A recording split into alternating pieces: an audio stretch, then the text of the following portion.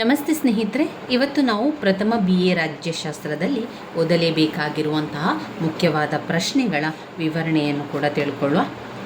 Block 1ರಲ್ಲಿ ನೀವು ಓದಲೇಬೇಕಾಗಿರುವಂಥ ಪ್ರಶ್ನೆಗಳು ರಾಜ್ಯಶಾಸ್ತ್ರದ ಸ್ವರೂಪ, ವ್ಯಾಪ್ತಿ ಮತ್ತು ಮಹತ್ವ ತುಂಬಾ ಮುಖ್ಯವಾಗಿರುವಂಥದ್ದು.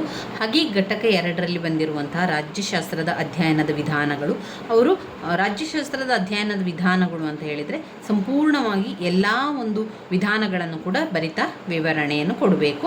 ಅದು 15 ಅಂಕಕ್ಕೆ ಬಂದಾಗ, ಅಥವಾ ಕೆಲವೊಮ್ಮೆ ಏನು ಮಾಡ್ತಾರೆ ಅವರು ಪ್ರತ್ಯೇಕವಾಗಿ ಅನುಭವಾತ್ಮಕ ಅಥವಾ ಪ್ರಾಯೋಗಾತ್ಮಕ ವಿಧಾನ, ನಡವಳಿಕಾ ಅಥವಾ ವರ್ತನಾ ವಿಧಾನ, ಹೋಲಿಕಾ ವಿಧಾನ, ಈ ರೀತಿಯಾಗಿ ಪ್ರತ್ಯೇಕವಾಗಿ 10 ಅಂಕಕ್ಕೂ ಕೂಡ ಕೇಳ್ತಾರೆ. ಇನ್ನು ರಾಜ್ಯದ ಅರ್ಥ, ವ್ಯಾಖ್ಯೆಗಳು, ಮೂಲಾಂಶಗಳು 10 ಅಂಕಕ್ಕೆ ಕೇಳಿದ್ದಾರೆ. ಪರಮಾಧಿಕಾರದ ಅರ್ಥ, ವ್ಯಾಖ್ಯೆ, ಲಕ್ಷಣಗಳು, ವಿಧಗಳು 15 ಅಂಕಕ್ಕೆ. ಘಟಕ 5ರಲ್ಲಿ ನೋಡಿದರೆ ಆಸ್ಟಿನ್ನ ಪರಮಾಧಿಕಾರದ ಸಿದ್ಧಾಂತ ಕೇಳಿದ್ದಾರೆ.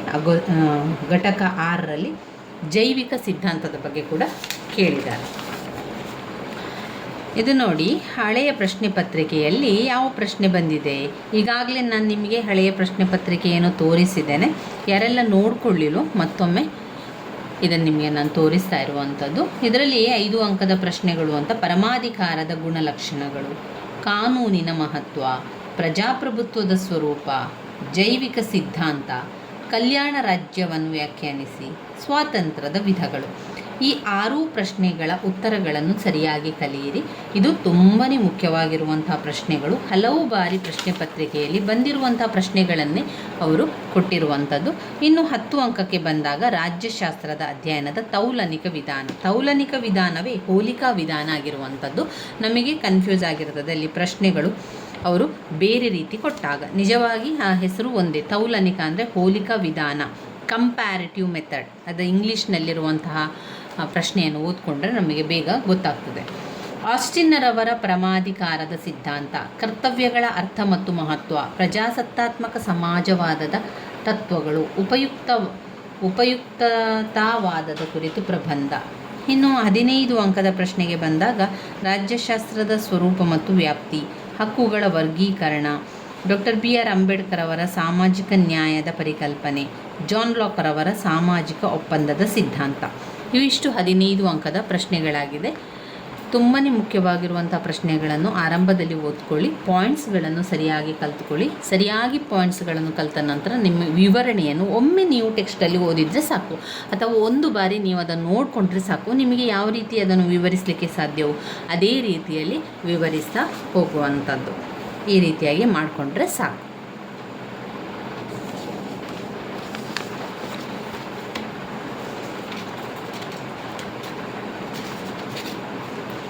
ಘಟಕ 1ರ ರಾಜ್ಯಶಾಸ್ತ್ರದ ವ್ಯಾಪ್ತಿ, ಮಹತ್ವ ವೆರಿ ಇಂಪಾರ್ಟೆಂಟ್ ಆಗಿರುವಂತಹ ಪ್ರಶ್ನೆ. ಕೇಳಿಯೇ ಕೇಳುವಂತಹ ಪ್ರಶ್ನೆ ಅಂತಲೇ ಹೇಳ್ಬೋದು. 5 ಅಂಕಕ್ಕೆ 10 ಅಂಕಕ್ಕೆ ಬರುವಂತಹ ಪ್ರಶ್ನೆ. ಅದನ್ನು ಸ್ಕಿಪ್ ಮಾಡಬೇಡಿ. ಮೊದಲಿಗೆ ರಾಜ್ಯಶಾಸ್ತ್ರ ಅಂದರೆ ಏನು ಎನ್ನುವಂಥದ್ದು ನಿಮಗೆ ಗೊತ್ತಾಗಬೇಕು. ರಾಜಕೀಯದ ಬಗ್ಗೆ ಅಧ್ಯಯನ ಮಾಡುವಂಥದ್ದು, ಸರಕಾರದ ಆಡಳಿತದ ಬಗ್ಗೆ ಅಧ್ಯಯನವನ್ನು ಮಾಡುವಂಥದ್ದೇ ರಾಜ್ಯಶಾಸ್ತ್ರ ಆಗಿದೆ. ರಾಜ್ಯಶಾಸ್ತ್ರದಲ್ಲಿ ನಾವು ವ್ಯಾಖ್ಯೆಗಳನ್ನು ಓದ್ಕೊಳ್ಬೇಕು. ಬೇರೆ ರಾಜ್ಯಶಾಸ್ತ್ರಜ್ಞರು ಬೇರೆ ವ್ಯಾಖ್ಯೆಗಳನ್ನು ಕೊಟ್ಟಿದ್ದಾರೆ. ನಿಮಗೆ ಯಾವುದು ತುಂಬ ಸುಲಭ ಅಂತ ಅನ್ನಿಸ್ತದ ಆ 2 ವ್ಯಾಖ್ಯೆಗಳನ್ನಾದರೂ ಕಲಿಬೇಕು.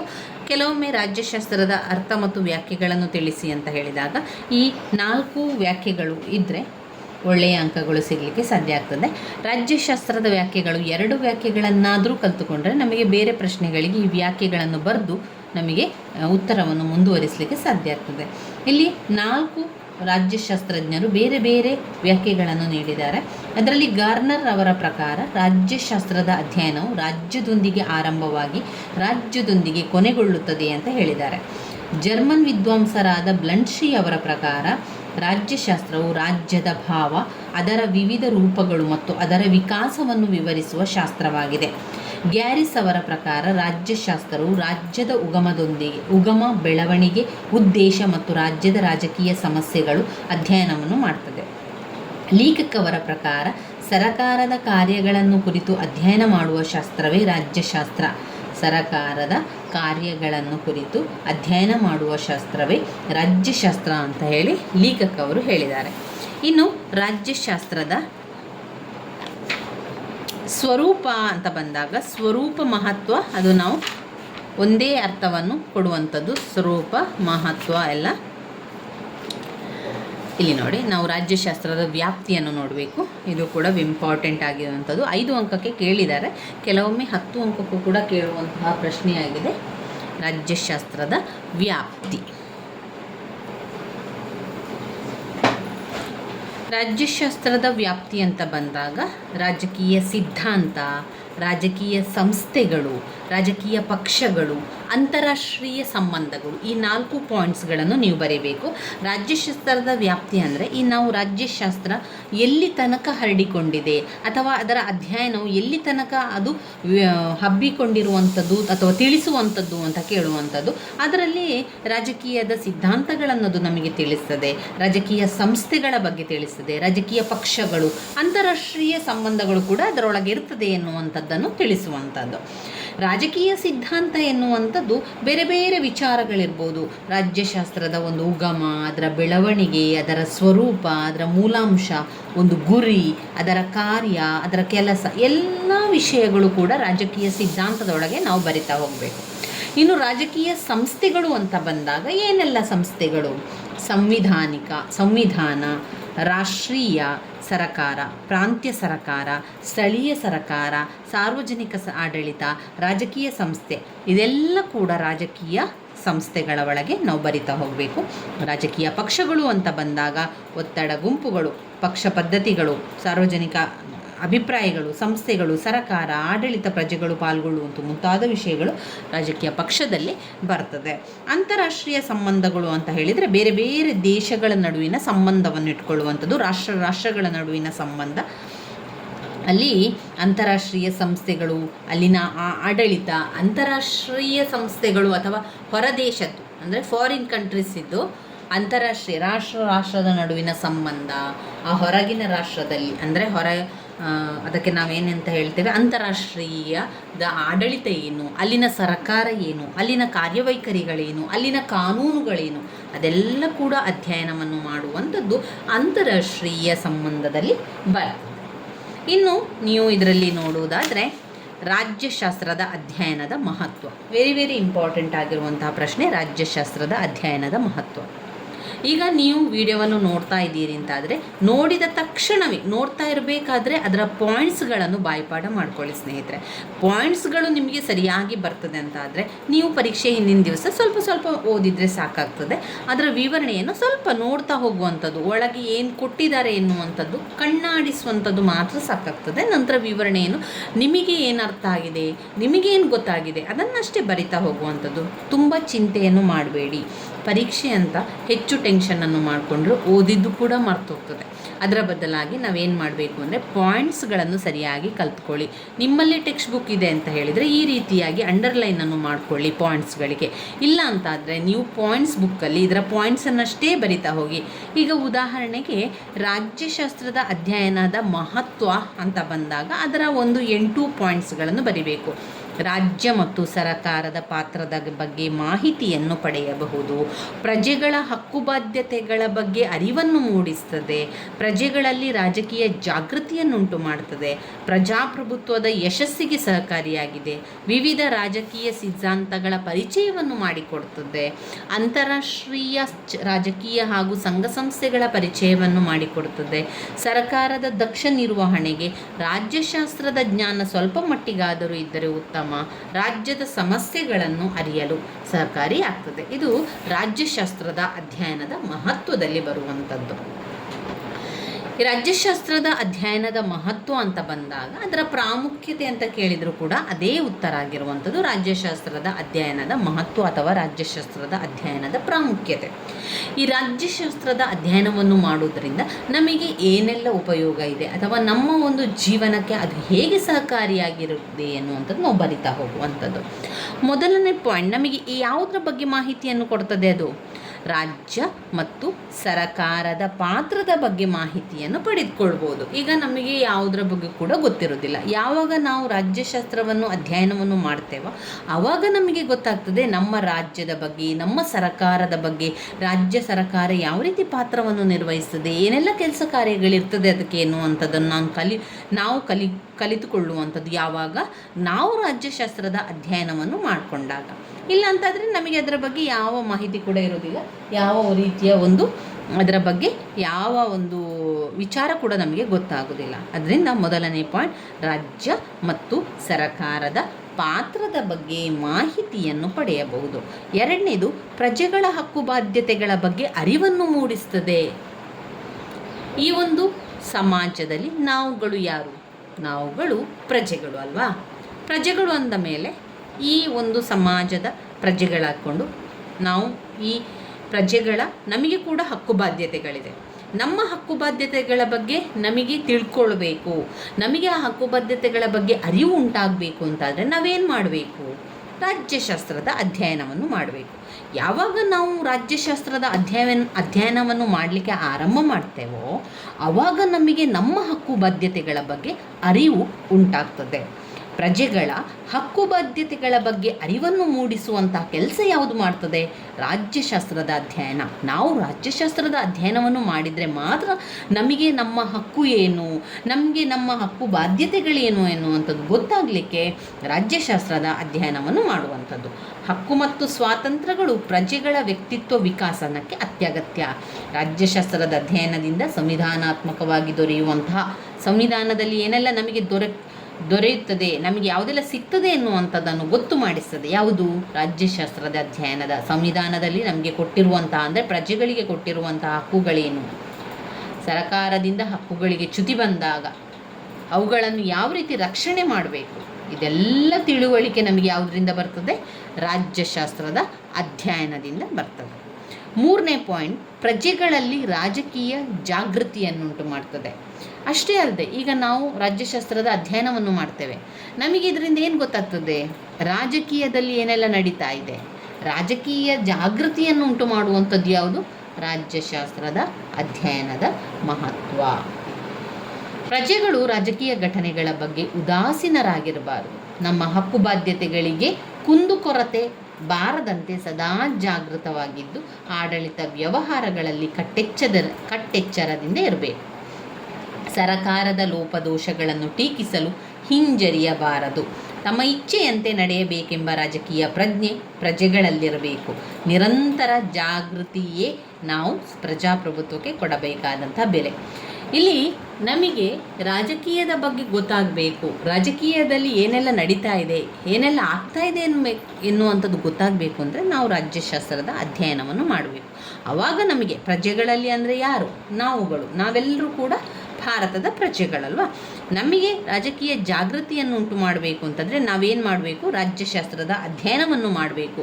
ನಮಗೆ ಅದರ ಅರಿವು ಗೊತ್ತಾಗಬೇಕು ಅಂತಾದರೆ ಅದರ ಅಧ್ಯಯನ ಮಹತ್ವ ತುಂಬಾ ಮುಖ್ಯವಾಗಿರುವಂಥದ್ದು. ನಾಲ್ಕನೇ ಪಾಯಿಂಟ್, ಪ್ರಜಾಪ್ರಭುತ್ವದ ಯಶಸ್ಸಿಗೆ ಸಹಕಾರಿ. ಯಾವುದು?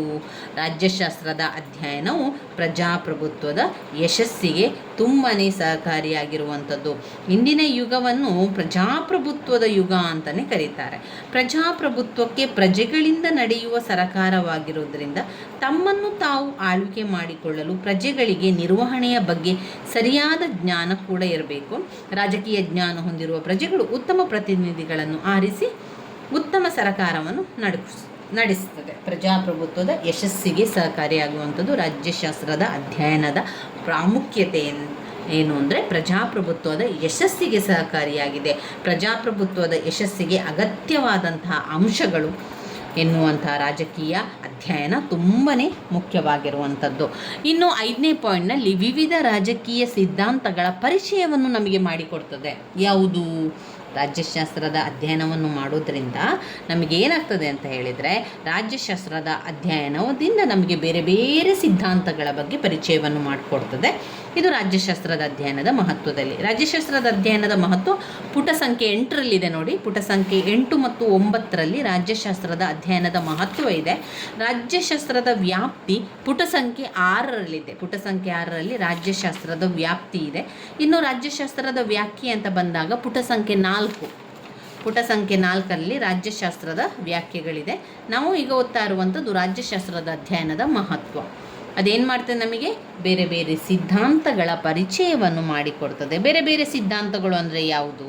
ಸಮಾಜವಾದದ ಸಿದ್ಧಾಂತ, ಸಮತಾವಾದದ ಸಿದ್ಧಾಂತ, ಉದಾರವಾದದ ಸಿದ್ಧಾಂತ, ಉದಾರತಾವಾದದ ಸಿದ್ಧಾಂತ, ಪ್ರಜಾಪ್ರಭುತ್ವದ ಸಿದ್ಧಾಂತ, ಸರ್ವಾಧಿಕಾರ ಮುಂತಾದ ಹಲವು ಬಗೆಯ ರಾಜಕೀಯ ಸಿದ್ಧಾಂತಗಳ ಬಗ್ಗೆ ನಮಗೆ ತಿಳಿಸಿಕೊಡ್ತದೆ.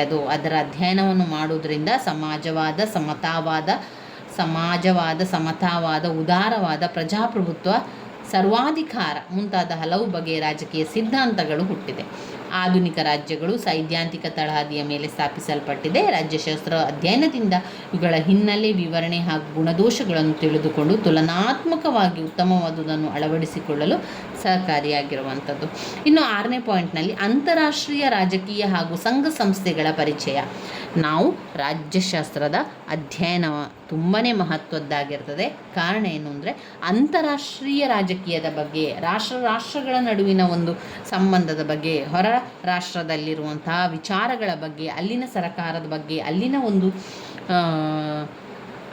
ಒಂದು ಕಾರ್ಯವೈಖರಿಗಳ ಬಗ್ಗೆ, ಅಲ್ಲಿನ ಒಂದು ಸಂಸ್ಕೃತಿಯ ಬಗ್ಗೆ ಎಲ್ಲವನ್ನು ತಿಳಿದುಕೊಳ್ಳುವಂಥದ್ದು ಅಂತಾರಾಷ್ಟ್ರೀಯ ರಾಜಕೀಯ ಹಾಗೂ ಸಂಘ ಸಂಸ್ಥೆಗಳ ಪರಿಚಯ ಎನ್ನುವಂಥದ್ದು ಇಂದಿನ ಗೊಂದಲಮಯ ಜಗತ್ತಿನಲ್ಲಿ ರಾಜ್ಯಶಾಸ್ತ್ರದ ಮಹತ್ವ ಮತ್ತು ಅದರ ಪ್ರಯೋಜನ ಅಧಿಕವಾದ ವಿಶ್ವದ ರಾಷ್ಟ್ರಗಳ ನಡುವೆ ವೈಷಮ್ಯ ಹೆಚ್ಚಾಗಿ ಯುದ್ಧಗಳಿಗೆ ನಾಂದಿಯಾಗಿ ವಿಶ್ವ ಶಾಂತಿಗೆ ಅಡ್ಡಿಯಾಗಿರುವಂಥದ್ದು.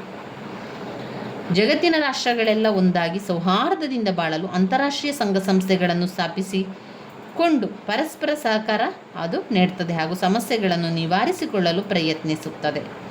ಇನ್ನು 7ನೇ ಪಾಯಿಂಟ್ನಲ್ಲಿ ಸರಕಾರದ ದಕ್ಷ ನಿರ್ವಹಣೆಗೆ ರಾಜ್ಯಶಾಸ್ತ್ರದ ಜ್ಞಾನ ಸ್ವಲ್ಪ ಮಟ್ಟಿಗಾದರೂ ಇರಬೇಕು ಅಂತ ಹೇಳುವಂಥದ್ದು. ಸರಕಾರದ ಒಂದು ದಕ್ಷ ನಿರ್ವಹಣೆಯನ್ನು ಮಾಡ್ತಾ ಇದೆ ಅಂತ ಹೇಳಿದರೆ ರಾಜ್ಯಶಾಸ್ತ್ರದ ಜ್ಞಾನ ನಮಗೆ ಸ್ವಲ್ಪ ಮಟ್ಟಿಗೆ ಆದರೂ ನಮಗೆ ಬೇಕು. ಪ್ರತಿಯೊಬ್ಬರಿಗೂ ಕೂಡ ರಾಜ್ಯಶಾಸ್ತ್ರದ ಜ್ಞಾನ ಒಂದು ಸ್ವಲ್ಪ ಮಟ್ಟಿಗೆ ಇದ್ದರೂ ಒಳ್ಳೆಯದು.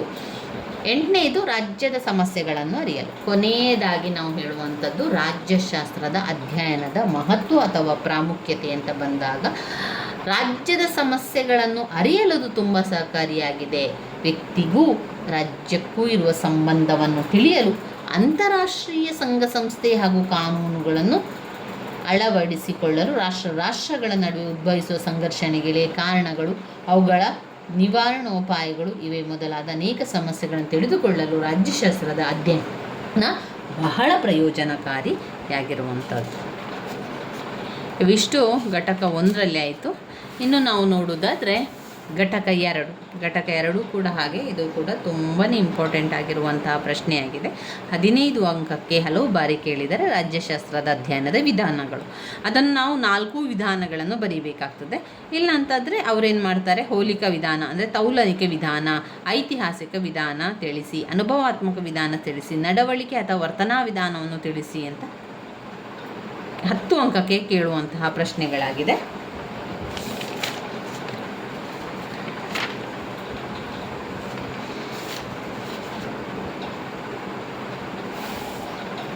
ಪುಟ ಸಂಖ್ಯೆ 13ರಲ್ಲಿದೆ ನೋಡಿ. ಪುಟ ಸಂಖ್ಯೆ 13ರಿಂದ ಆರಂಭ ಆಗ್ತದೆ. ಯಾವುದು? ರಾಜ್ಯಶಾಸ್ತ್ರದ ಅಧ್ಯಯನದ ವಿಧಾನಗಳು. ಪುಟ ಸಂಖ್ಯೆ 13ರಿಂದ ಆರಂಭ ಆಗ್ತದೆ. 13ರಲ್ಲಿ ರಾಜ್ಯಶಾಸ್ತ್ರದ ಅಧ್ಯಯನದ ವಿಧಾನಗಳು, ಐತಿಹಾಸಿಕ ವಿಧಾನಗಳು, ಹೋಲಿಕಾತ್ಮಕ ವಿಧಾನಗಳು, ಅನುಭವಾತ್ಮಕ ವಿಧಾನಗಳು, ನಡವಳಿಕೆ ಅಥವಾ ವರ್ತನಾ ವಿಧಾನಗಳು ಇದೆಲ್ಲ ಕೂಡ ಇದರಲ್ಲಿ ಬರುವಂಥವುಗಳು. ಈ ಪಾಯಿಂಟ್ಸ್ಗಳನ್ನು ಬರ್ಕೊಳ್ಳಿ. ರಾಜ್ಯಶಾಸ್ತ್ರದ ಅಧ್ಯಯನದ ವಿಧಾನಗಳು ಅಂತ ಬಂದಾಗ 1 ಐತಿಹಾಸಿಕ ವಿಧಾನ, 2 ಹೋಲಿಕಾ ವಿಧಾನ, 3 ಅನುಭವಾತ್ಮಕ ವಿಧಾನ, 4 ನಡವಳಿಕೆ ಅಥವಾ ವರ್ತನಾ ವಿಧಾನ. ಮತ್ತೊಮ್ಮೆ ಹೇಳ್ತೇನೆ, ಐತಿಹಾಸಿಕ ವಿಧಾನ, ಹೋಲಿಕಾ ವಿಧಾನ, ಅನುಭವಾತ್ಮಕ ವಿಧಾನ, ನಡವಳಿಕೆ ಅಥವಾ ವರ್ತನಾ ವಿಧಾನ. ಏನಿದು ರಾಜ್ಯಶಾಸ್ತ್ರದ ಅಧ್ಯಯನ ವಿಧಾನ ಅಂದರೆ? ಬಹಳ ಹಿಂದಿನಿಂದಲೂ ರಾಜಕೀಯ ಚಿಂತಕರು ಹಾಗೂ ಮೇಧಾವಿಗಳು ಅಧ್ಯಯನ ಪದ್ಧತಿ ಮತ್ತು ದೃಷ್ಟಿಕೋನಗಳ ಸಮಸ್ಯೆಯತ್ತ ಗಮನವನ್ನು ಹರಿಸಿದ್ದಾರೆ. ಅರಿಸ್ಟಾಟಲ್, ಮೆಕಿವೆಲ್ಲಿ, ಬೋರ್ಡಿನ್, ಹ್ಯಾಬ್ಸ್, ಮಾಂಟೆಸ್ಕೋ ಮೊದಲಾದವರು ತಮ್ಮದೇ ಆದ ವಿಧಾನಗಳನ್ನು ಅನುಸರಿಸುತ್ತಿದ್ದರು. ಪುನರುಜ್ಜೀವನ ಹಾಗೂ ಹೊಸ ಸಂಶೋಧನೆಗಳ ಪರಿಣಾಮವಾಗಿ ರಾಜ್ಯ ಸರ್ಕಾರ ಹಾಗೂ ಅದರ ವಿವಿಧ ಅಂಗಗಳ ಕಾರ್ಯಾಚರಣೆಯ ಬಗ್ಗೆ ಅಧ್ಯಯನ ನಡೆಸಿ ವಿವಿಧ ದೃಷ್ಟಿಕೋನಗಳು ರೂಪಿಸಲ್ಪಟ್ಟವು. Auguste Comte, Alexander Bain, sir George Cornewall Lewis, David ಆಫ್ಟರ್ ಜಾನ್ ಸ್ಟುಯರ್ಟ್ ಮಿಲ್. ಈ ರೀತಿ ಅನೇಕ ಜನರು ಅವರವರ ಕ್ಷೇತ್ರಗಳಲ್ಲಿ ಅಮೂಲ್ಯ ಕಾಣಿಕೆಗಳನ್ನು ಸಲ್ಲಿಸಿದ್ದಾರೆ. ರಾಜ್ಯಶಾಸ್ತ್ರವು ಪರಿವರ್ತನಾಶೀಲ ಸ್ವಭಾವದ ಮನುಷ್ಯನ ರಾಜಕೀಯ ಚಟುವಟಿಕೆಗಳನ್ನು ಅಧ್ಯಯನ ಮಾಡಬೇಕಾಗಿರುವುದರಿಂದ ರಾಜ್ಯಶಾಸ್ತ್ರಜ್ಞರು ಹಾಗೂ ವಿವಿಧ ಲೇಖಕರು ವಿವಿಧ ವಿಧಾನ ಮತ್ತು ದೃಷ್ಟಿಕೋನಗಳನ್ನು ಮುಂದಿಟ್ಟಿದ್ದಾರೆ. ಆದರೆ ಇವುಗಳಲ್ಲಿ ಶ್ರೇಷ್ಠವಾದ ವಿಧಾನ ಅಥವಾ ದೃಷ್ಟಿಕೋನ ಯಾವುದು ಎಂಬ ಬಗ್ಗೆ ಒಮ್ಮತಾಭಿಪ್ರಾಯವಿಲ್ಲ. ಇಲ್ಲಿ ರಾಜ್ಯಶಾಸ್ತ್ರದ ಅಧ್ಯಯನದ ವಿಧಾನಗಳಲ್ಲಿ ಮೊದಲನೆಯದಾಗಿ ಐತಿಹಾಸಿಕ ವಿಧಾನ. ಈ ಐತಿಹಾಸಿಕ ವಿಧಾನವು ಯಾವುದರ ಬಗ್ಗೆ ತಿಳಿಸ್ಕೊಡ್ತದೆ ಅಂದರೆ ಗತಕಾಲದಲ್ಲಿ ಆಗಿ ಹೋದಂತಹ ವಿಚಾರಗಳ ಬಗ್ಗೆ, ಮೊದಲು ತುಂಬ ವರ್ಷದ ಹಿಂದೆ ಇತಿಹಾಸದ ಬಗ್ಗೆ ತಿಳಿಯುವಂಥದ್ದೇ ಐತಿಹಾಸಿಕ ವಿಧಾನ. ರಾಜ್ಯ ಸರಕಾರ ರಾಜಕೀಯ ಸಂಸ್ಥೆಗಳು ಇತಿಹಾಸದ ಫಲವಾಗಿದೆ. ಇಂದಿನ ರಾಜಕೀಯ ಸಂಸ್ಥೆಗಳು ಬೇರು ಗತಕಾಲದೊಳಗೆ ಆಳವಾಗಿ ಬೇರೂರುತ್ತದೆ. ಈ ಕಾರಣದಿಂದ ರಾಜಕೀಯ ಸಂಸ್ಥೆಗಳನ್ನು ವೈಜ್ಞಾನಿಕವಾಗಿ ಅಧ್ಯಯನ ಮಾಡಬೇಕಾದರೆ ಮೊದಲು ಅವುಗಳ ಮೂಲ ಮತ್ತು ಬೆಳವಣಿಗೆಯನ್ನು ತಿಳಿದುಕೊಳ್ಬೇಕು. ಯಾವ ವಿಧಾನದಿಂದ ರಾಜಕೀಯದ ಬಗ್ಗೆ ತಿಳ್ಕೊಳ್ಳುವಂಥದ್ದು? ಮೊದಲನೆಯದಾಗಿ ಐತಿಹಾಸಿಕ ವಿಧಾನದಿಂದ ತಿಳ್ಕೊಳ್ಳುವ ಅಂತ ಹೇಳಿದರು. ಐತಿಹಾಸಿಕ ವಿಧಾನ ಅಂದರೆ ಏನು? ಗತಕಾಲದಲ್ಲಿ ಯಾವ ರೀತಿ ಮಾಡಿದರು ಅಥವಾ ಇತಿಹಾಸದಲ್ಲಿ ಮೊದಲು ಎಷ್ಟೋ ವರ್ಷಗಳ ಕಾಲ ಅಂದರೆ ಹೇಗೆ ನಮ್ಮ ಅಜ್ಜಿಯಂದಿರು ಅಂದರೆ ತುಂಬ ವರ್ಷದ ಹಿಂದೆ ಅಂತ ಹೇಳಿದರೆ ಇತಿಹಾಸದಲ್ಲಿ ಅಂತ ನಾವು ಹೇಳ್ಬೋದು.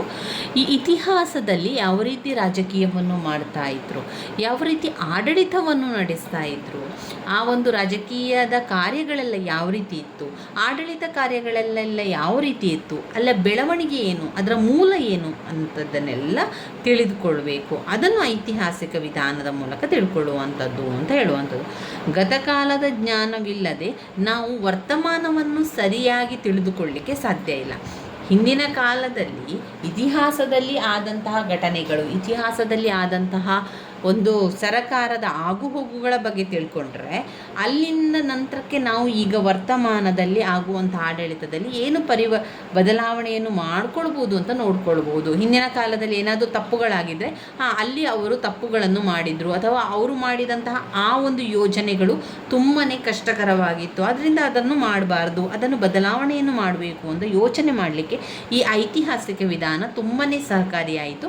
ಐತಿಹಾಸಿಕ ವಿಧಾನದಲ್ಲಿ ಇತಿಹಾಸದಲ್ಲಿ ಆಗಿರುವಂಥ ಎಲ್ಲ ವಿಚಾರಗಳನ್ನು ತಿಳ್ಕೊಳ್ಳುವಂಥದ್ದು, ಎಲ್ಲ ವಿಚಾರಗಳ ಬಗ್ಗೆ ಯೋಚನೆ ಮಾಡ್ತಾ ಐತಿಹಾಸಿಕ ವಿಧಾನವನ್ನು ಇದನ್ನು ಬಳಸಲಾಯಿತು. ಇತಿಹಾಸದಲ್ಲಿ ಆದಂತಹ ಸಾಮಾಜಿಕ, ರಾಜಕೀಯ, ಆರ್ಥಿಕ, ಸಾಂಸ್ಕೃತಿಕ ಈ ರೀತಿ ಎಲ್ಲ ಪರಿಸ್ಥಿತಿಗಳನ್ನು ಗಮನದಲ್ಲಿರಿಸಿಕೊಂಡು ಆ ಸಮಸ್ಯೆಗಳಿಗೆ ಪರಿಹಾರವನ್ನು ಕಂಡುಹಿಡಿಯಲು ಇತಿಹಾಸವು ಸಹಕಾರಿಯಾಯಿತು. ಆದರೆ ಅವರ ಪ್ರಕಾರ ಈ ಒಂದು ಎಲ್ಲ ಬದಲಾವಣೆಯನ್ನು ಮಾಡಲಿಕ್ಕೆ ಅದು ಅಷ್ಟಾಗಿ ಸಹಕಾರಿಯಾಗುವುದಿಲ್ಲ. ಆದ್ದರಿಂದ ಅವರೇನು ಹೇಳ್ತಾರೆ, ಈ ಒಂದು ಪದ್ಧತಿ ಐತಿಹಾಸಿಕ ವಿಧಾನ ಅಷ್ಟೊಂದು ಪ್ರಯೋಜನಕಾರಿ ಆಗಲಿಲ್ಲ ಅಂತ ವಿವರಿಸ್ತಾರೆ. ಇನ್ನು ಎರಡನೇ ವಿಧಾನ ಹೋಲಿಕಾ ವಿಧಾನ ಅಥವಾ ತೌಲನಿಕ ವಿಧಾನ. ನಿಮ್ಮ ಪ್ರಶ್ನೆ ಪತ್ರಿಕೆಯಲ್ಲಿ ಆ ರೀತಿಯ ಪ್ರಶ್ನೆಯನ್ನು ಕೊಟ್ಟಿದ್ದಾರೆ. ಆವಾಗ ನಮಗೆ ಕೆಲವೊಂದು ಪ್ರಶ್ನೆಗಳು ಕನ್ಫ್ಯೂಸ್ ಆಗುವಂಥದ್ದು ಇದೇ ರೀತಿಯಲ್ಲಿ. ತೌಲನಿಕ ವಿಧಾನ ಅಂತ ಕೊಡ್ತಾರೆ. ನಾವು ಏನು ಯೋಚನೆ ಮಾಡ್ತೇವೆ ಅಲ್ಲಿ ಪರೀಕ್ಷೆಯ ಹಾಲಲ್ಲಿ ಅಂದರೆ, ನಾನು ತೌಲನಿಕ ವಿಧಾನ ಓದ್ಕೊಳ್ಳಿಲ್ಲ, ನಾನು ಹೋಲಿಕಾ ವಿಧಾನವನ್ನು ಮಾತ್ರ ಓದ್ಕೊಂಡಿದ್ದೇನೆ, ತೌಲನಿಕ ವಿಧಾನ ಅಂದರೆ ಏನು ಅಂತ ಕನ್ಫ್ಯೂಸ್ ಆಗ್ತದೆ, ನಾವು ಉತ್ತರವನ್ನು ಬರೆಯುವುದಿಲ್ಲ. ನಿಜವಾಗಿ ನಮಗೆ ಉತ್ತರಗಳು ಗೊತ್ತಿರ್ತದೆ, ಆದರೂ ಕೂಡ ನಾವು ಬರೆಯುವುದಿಲ್ಲ. ಯಾಕಂದರೆ ಆ ಪ್ರಶ್ನೆಗಳು ಕನ್ಫ್ಯೂಸ್ ಆಗೋ ರೀತಿಯಲ್ಲಿ ಇರ್ತದೆ. ಆವಾಗ ನೀವೇನು ಮಾಡಬೇಕು, ಕೆಲವೊಂದು ಪ್ರಶ್ನೆ ನಿಮಗೆ ಏನು ಅರ್ಥ ಆಗ್ತಾ ಇಲ್ಲ ಅಂತಂದರೆ ಇಂಗ್ಲೀಷ್ನಲ್ಲಿ ಕೊಟ್ಟಿರುವಂಥ ಪ್ರಶ್ನೆಗಳನ್ನು ಓದ್ಕೊಳ್ಳಿ.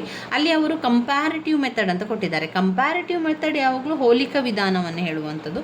ಹೋಲಿಕಾ ವಿಧಾನ ಅಥವಾ ಪದ್ಧತಿ ಅಥವಾ ತೌಲನಿಕ ವಿಧಾನ, ಇದರಲ್ಲಿ ಹೋಲಿಕೆಯನ್ನು ಮಾಡಿಕೊಂಡು ನಾವು ಅಧ್ಯಯನವನ್ನು ಮಾಡಿಕೊಳ್ಳುವಂಥದ್ದು. ಒಂದು ರಾಜಕೀಯದ ಬಗ್ಗೆ ನಾವು ತಿಳ್ಕೊಂಡಿದ್ದೇವೆ ಅಂತಾದರೆ ಆಗಿ ಹೋಗಿರುವಂಥ ವಿಚಾರಗಳನ್ನು ಏನು ಮಾಡ್ತೇವೆ, ಹೋಲಿಕೆ ಮಾಡಿಕೊಂಡು ಅದನ್ನು ಅಭ್ಯಾಸವನ್ನು ಮಾಡುವಂಥದ್ದು. ಇದರಲ್ಲಿ ಬರುವಂತಹ ಪಾಯಿಂಟ್ಸ್ಗಳು: ಒಂದು, ಈ ಪದ್ಧತಿಯಲ್ಲಿ ವಿವಿಧ ದೇಶಗಳಲ್ಲಿ ವಿವಿಧ ಕಾಲದಲ್ಲಿದ್ದ ರಾಜಕೀಯ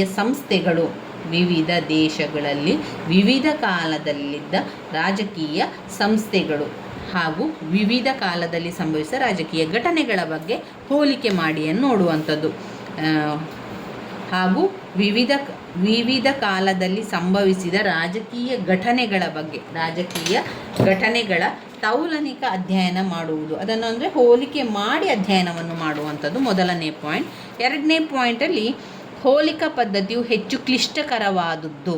3ನೇ ಪಾಯಿಂಟ್, ನೈತಿಕ ಮಟ್ಟದಲ್ಲಿರುವ ಭಿನ್ನತೆಯನ್ನು ಗಮನದಲ್ಲಿಟ್ಟುಕೊಳ್ಳಬೇಕು. ನೈತಿಕ ಮಟ್ಟದಲ್ಲಿರುವ ಭಿನ್ನತೆಯನ್ನು ಗಮನದಲ್ಲಿಟ್ಟುಕೊಳ್ಳಬೇಕು. 4ನೇ ಪಾಯಿಂಟ್, ಒಂದು ಕಾಲಕ್ಕೆ ಸರಿ ಎನಿಸಿದ್ದು ಬೇರೆ ಕಾಲಕ್ಕೆ ಸರಿ ಹೋಗದೇ ಇರಬಹುದು.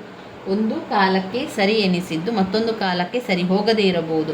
5ನೇ ಪಾಯಿಂಟ್, ಹೋಲಿಕಾ ಪದ್ಧತಿಯಲ್ಲಿರುವ ದೋಷಗಳನ್ನು ಹೋಗಲಾಡಿಸಿ ಅದು ಪ್ರಯೋಜನಕಾರಿಯಾಗುವಂತೆ ಮಾಡಬೇಕಾದರೆ ಅದರ ಜೊತೆಗೆ ಐತಿಹಾಸಿಕ ಇಲ್ಲವೇ ಅವಲೋಕನ ಪದ್ಧತಿಯನ್ನು ಸೇರಿಸಿ ಬಳಸಬೇಕು ಅಂತ ಇಲ್ಲಿ ಹೇಳುವಂಥದ್ದು. ಒಟ್ಟು 5 ಪಾಯಿಂಟ್ಸ್ಗಳನ್ನು ನಾವು ಅದರಲ್ಲಿ ಬರಿಬೇಕು. ಯಾವುದರಲ್ಲಿ? ಹೋಲಿಕಾ ವಿಧಾನ ಅಥವಾ ತೌಲನಿಕ ವಿಧಾನ, ಹೋಲಿಕೆಯನ್ನು ಮಾಡುವಂಥದ್ದು ಅಥವಾ ಅದನ್ನು ತೌಲನಿಕ ವಿಧಾನ ಅಂತ ಹೇಳುವಂಥದ್ದು. ಇದರಲ್ಲಿ ಅವರು 5 ಪಾಯಿಂಟ್ಸ್ಗಳನ್ನು ಕೊಟ್ಟಿದ್ದಾರೆ. ಈ 5 ಪಾಯಿಂಟ್ಸ್ಗಳನ್ನು ಸರಿಯಾಗಿ ಕಲ್ತ್ಕೊಂಡು ಬರೆದ್ರೆ ಆಯಿತು. ವೆರಿ ಇಂಪಾರ್ಟೆಂಟ್ ಆಗಿರುವಂಥ ಒಂದು ಪ್ರಶ್ನೆ, ಪ್ರತ್ಯೇಕವಾಗಿ 10 ಅಂಕಕ್ಕೆ ಕೇಳುವಂತಹ ಪ್ರಶ್ನೆಯಾಗಿದೆ. ಹೋಲಿಕಾ ಪದ್ಧತಿಯು ಐತಿಹಾಸಿಕ ಪದ್ಧತಿಗೆ ಪೂರಕವಾದುದು. ಹೋಲಿಕೆಯ ಪದ್ಧತಿಯನ್ನು ಪ್ರಪ್ರಥಮವಾಗಿ ಬಳಸಿದವರೆಂದರೆ ಗ್ರೀಕ್ ತತ್ವಜ್ಞಾನಿ ಅರಿಸ್ಟಾಟಲ್. ಅವರು ತಮ್ಮ ಆದರ್ಶ ರಾಜ್ಯದ ರೂಪುರೇಷೆಗಳನ್ನು ರೂಪಿಸುವುದಕ್ಕೆ ಮೊದಲು 158 ರಾಜ್ಯಗಳ ಸಂವಿಧಾನಗಳ ತೌಲನಿಕ ಅಧ್ಯಯನ ಮಾಡಿದ್ದರು. ಈ ಅಧ್ಯಯನದ ಆಧಾರದ ಮೇಲೆ ಕೆಲವು ಸಾಮಾನ್ಯ ತತ್ವಗಳನ್ನು ರೂಪಿಸಿದ್ದಾರೆ. ಆಧುನಿಕ ಕಾಲದಲ್ಲಿ ಡಿ ಟಾಕ್ವಿಲ್ಲೆ, ಮಾಂಟೆಸ್ಕ್ಯೂ, ಬ್ರೈಸ್ ಮೊದಲಾದವರು ಈ ಪದ್ಧತಿಯನ್ನು ಪ್ರತಿಪಾದಿಸಿದವರಲ್ಲಿ ಪ್ರಮುಖರಾಗಿದ್ದಾರೆ. ಮಾಂಟೆಸ್ಕ್ಯೂ ಅವರು ಫ್ರಾನ್ಸ್ ದೇಶದ ಸಂವಿಧಾನವನ್ನು ಇಂಗ್ಲೆಂಡ್ನ ಸಂವಿಧಾನದೊಡನೆ ತೌಲನಿಕವಾಗಿ ಅಧ್ಯಯನವನ್ನು ಮಾಡಿ ತನ್ನ ಅಧಿಕಾರ ವಿಭಜನಾ ಸಿದ್ಧಾಂತವನ್ನು ಪ್ರತಿನಿಧಿಸಿದ್ದಾನೆ. ಹಾಗೆಯೇ ಲಾರ್ಡ್ ಬ್ರೈಸರ್ ಈ ಪದ್ಧತಿಯನ್ನು ಅನುಸರಿಸಿ ವಿವಿಧ ರಾಷ್ಟ್ರಗಳಲ್ಲಿ ಪ್ರಜಾಪ್ರಭುತ್ವವು ಹೇಗೆ ಕಾರ್ಯನಿರ್ವಹಿಸುತ್ತದೆ ಎಂದು ಸಮೀಕ್ಷೆ ನಡೆಸಿದ ನಂತರ ಪ್ರಜಾಪ್ರಭುತ್ವ ಸರಕಾರದ ಗುಣದೋಷಗಳ ಮೌಲ್ಯ ನಿರ್ಣಯವನ್ನು ಮಾಡಬಹುದು. ಇದರ ಮೊದಲನೇ ಪಾಯಿಂಟ್ ಏನು? ಈ ಪದ್ಧತಿಯಲ್ಲಿ ವಿವಿಧ ದೇಶಗಳಲ್ಲಿ ವಿವಿಧ ಕಾಲದಲ್ಲಿದ್ದ ರಾಜಕೀಯ ಸಂಸ್ಥೆಗಳು ಹಾಗೂ ವಿವಿಧ ಕಾಲದಲ್ಲಿ ಸಂಭವಿಸಿದ ರಾಜಕೀಯ ಘಟನೆಗಳ ತೌಲನಿಕ ಅಧ್ಯಯನ ಮಾಡುವಂಥದ್ದು. ಅಂದರೆ ಬೇರೆ ಕಡೆಗಳಲ್ಲಿ ಆಗಿರುವಂತಹ ಒಂದು ರಾಜಕೀಯದ ಬಗ್ಗೆ ಹೋಲಿಕೆಯನ್ನು ಮಾಡಿ ನಮ್ಮ ದೇಶದಲ್ಲಿ ಅದನ್ನು ಅಳವಡಿಸಿಕೊಳ್ಬೋದಾ? ಈಗ ಬೇರೆ ದೇಶದಲ್ಲಿ ಆಗಿರುವಂತಹ ರಾಜಕೀಯ ಆಗಿರ್ಬೋದು, ಅಲ್ಲಿನ ಆಡಳಿತ ಆಗಿರ್ಬೋದು, ಅಲ್ಲಿನ ಒಂದು ಎಲ್ಲ ವಿವಿಧ ವಿಚಾರಗಳನ್ನು, ಸರಕಾರ, ಆಡಳಿತ, ವಿವಿಧ ಬಗೆಯ ಕಾಯ್ದೆಗಳು, ಇದನ್ನೆಲ್ಲ ನೋಡಿಕೊಳ್ಳುವಂಥದ್ದು ಹೊರ ದೇಶದಲ್ಲಿ ಅಥವಾ ಅಂತಾರಾಷ್ಟ್ರದಲ್ಲಿ ಅಥವಾ ಬೇರೆ ಕಡೆಗಳಲ್ಲಿ ಏನು ಮಾಡುವಂಥದ್ದು, ನಾವು ಹೋಲಿಕೆಯನ್ನು ಮಾಡಿ ನೋಡುವಂಥದ್ದು. ಯಾವ ರೀತಿ ಕೆಲಸಗಳನ್ನು ಮಾಡಲಾಗ್ತಾ ಇತ್ತು, ಯಾವ ರೀತಿಯ ವಿಚಾರಗಳಿದ್ವು ಎನ್ನುವಂಥದ್ದನ್ನು ತಿಳ್ಕೊಳ್ಳುವಂಥದ್ದು. 2ನೇ ಪಾಯಿಂಟ್ನಲ್ಲಿ ಹೋಲಿಕಾ ಪದ್ಧತಿಯನ್ನು ಏನಂತ ಹೇಳ್ತಾ ಇದ್ದಾರೆ? ತುಂಬ ಕ್ಲಿಷ್ಟಕರವಾದದ್ದು. ಇದು ತುಂಬಾ ಕ್ಲಿಷ್ಟಕರವಾದದ್ದು ಅಂತ ಹೇಳ್ತಾ ಇದ್ದಾರೆ. ಹೋಲಿಕಾ ಪದ್ಧತಿಯ ಅಭ್ಯಾಸದಲ್ಲಿ ತೊಡಗಿದಾಗ ವಿವಿಧ ದೇಶೀಯರ, ವಿವಿಧ ಪಂಗಡಗಳ ಸಾಮಾಜಿಕ, ಬೌದ್ಧಿಕ, ಸಾಮಾಜಿಕ, ಆರ್ಥಿಕ, ರಾಜಕೀಯ, ಧಾರ್ಮಿಕ, ನೈತಿಕ ಮಟ್ಟದಲ್ಲಿನ ಭಿನ್ನತೆಯನ್ನು ಗಮನದಲ್ಲಿಟ್ಟುಕೊಳ್ಳಬೇಕು. 3ನೇ ಪಾಯಿಂಟ್, ನೈತಿಕ ಮಟ್ಟದಲ್ಲಿನ ಭಿನ್ನತೆಯನ್ನು ಗಮನದಲ್ಲಿಟ್ಟುಕೊಳ್ಬೇಕು. 4ನೇ ಪಾಯಿಂಟ್, ಒಂದು ಕಾಲಕ್ಕೆ ಸರಿ ಎನಿಸಿದ್ದು ಬೇರೆ ಕಾಲಕ್ಕೆ ಸರಿ ಹೋಗದೇ ಇರಬಹುದು. ಒಂದು ಕಾಲಕ್ಕೆ ಸರಿ ಎನಿಸಿದ್ದು ಬೇರೆ ಕಾಲಕ್ಕೆ ಸರಿ ಹೋಗದೇ ಇರಬಹುದು. 5ನೇ ಪಾಯಿಂಟ್, ಹೋಲಿಕಾ ಪದ್ಧತಿಯಲ್ಲಿರುವ ದೋಷಗಳನ್ನು ಹೋಗಲಾಡಿಸಿ ಅದು ಪ್ರಯೋಜನಕಾರಿಯಾಗುವಂತೆ ಮಾಡಬೇಕಾದರೆ ಅದರ ಜೊತೆಗೆ ಐತಿಹಾಸಿಕ ಇಲ್ಲದೆ ಅವಲೋಕನ ವಿಧಾನ ಇರಬೇಕು ಅಂತ ಹೇಳ್ತಾ ಇದ್ದಾರೆ. ಇನ್ನು 3ನೇ ವಿಧಾನ ಅನುಭವಾತ್ಮಕ ವಿಧಾನ. ಅನುಭವದ ಮೂಲಕ ನಾವು ರಾಜಕೀಯದ ಬಗ್ಗೆ ತಿಳ್ಕೊಳ್ಳುವಂಥದ್ದು. ನಮಗೆ ಆಗಿರುವಂಥ ಅನುಭವಗಳ ಬಗ್ಗೆ, ಹಿರಿಯರಿಗಾದಂಥ ಅನುಭವಗಳ ಬಗ್ಗೆ, ಅದರಿಂದಲೇ ಜ್ಞಾನವನ್ನು ತಿಳ್ಕೊಳ್ಳುವಂಥದ್ದು ಅನುಭವಾತ್ಮಕ ವಿಧಾನ. 20ನೇ ಶತಮಾನದಲ್ಲಿ ರಾಜ್ಯದ ಅಧ್ಯಯನವನ್ನು ಹೆಚ್ಚಾಗಿ ವೈಜ್ಞಾನಿಕ ವಿಶ್ಲೇಷಣೆಗೆ ಒಳಪಡಿಸಲಾಗುತ್ತಿದೆ.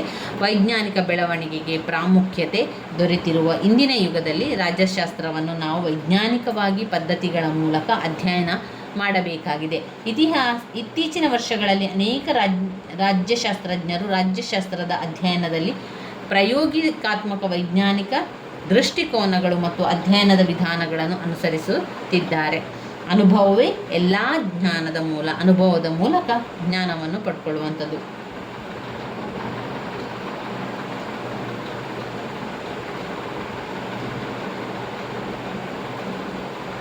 ಈ ಪಾಯಿಂಟ್ಸ್ಗಳು, ಒಟ್ಟು 5 ಪಾಯಿಂಟ್ಸ್ಗಳು ನಮಗೆ ಅರಿವನ್ನು ಮೂಡಿಸುವಂಥ, ಜ್ಞಾನವನ್ನು ತಿಳಿಸುವಂಥದ್ದು ಅನುಭವಾತ್ಮಕ ವಿಧಾನದ ಕೆಲವು ವಿಚಾರಗಳು.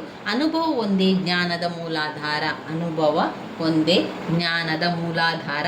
ಎಲ್ಲ ಕಲ್ಪನೆಗಳು ಅಥವಾ ಊಹೆಗಳು ಮತ್ತು ಸಿದ್ಧಾಂತಗಳು. ಎಲ್ಲ ಕಲ್ಪನೆಗಳು, ಊಹೆಗಳು, ಸಿದ್ಧಾಂತಗಳು. 3ನೇ ಪಾಯಿಂಟ್, ಅವಲೋಕನ ಪ್ರಕ್ರಿಯೆಯ ಮೂಲಕ ಪರಿಶೀಲಿಸಬೇಕು.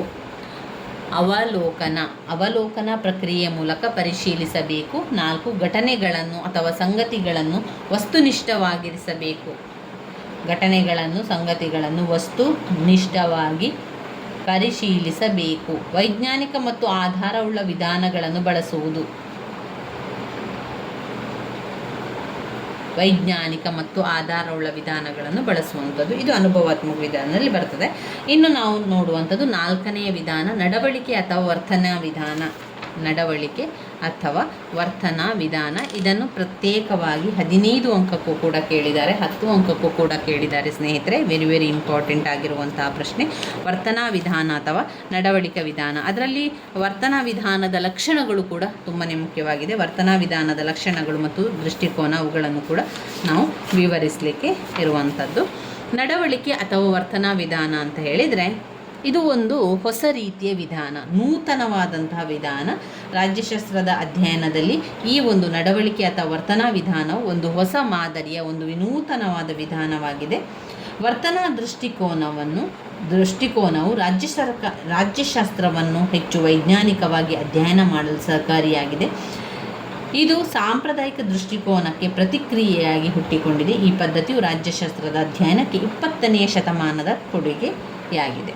ಈ ವರ್ತನಾ ವಿಧಾನಕ್ಕೆ ಹೆಚ್ಚು ಪ್ರೋತ್ಸಾಹ ದೊರಕಿದ್ದು ಅಮೆರಿಕದ ರಾಜಕೀಯ ಚಿಂತಕರಿಂದ. ಇವರ ಪ್ರಮುಖ ಪ್ರತಿಪಾದಕರೆಂದರೆ ಬ್ರಿಟನ್ನ ರಾಜಕೀಯ ವಿಜ್ಞಾನ ಗ್ರಹಾಂ ವಲ್ಲಾಸ್, ಅಮೆರಿಕದ Arthur F Bentley, Charles Merriam Harold. ಈ ರೀತಿಯಾಗಿ ಅನೇಕ ಸಮಾಜಶಾಸ್ತ್ರಜ್ಞರು ನಮಗೆ ತಿಳಿಸಿದ್ದಾರೆ. ರಾಜ್ಯಶಾಸ್ತ್ರದಲ್ಲಿ ಈ ವರ್ತನಾ ವಿಧಾನವು ಪ್ರಾರಂಭವಾಗಿದ್ದು ಮನೋವಿಜ್ಞಾನದಿಂದ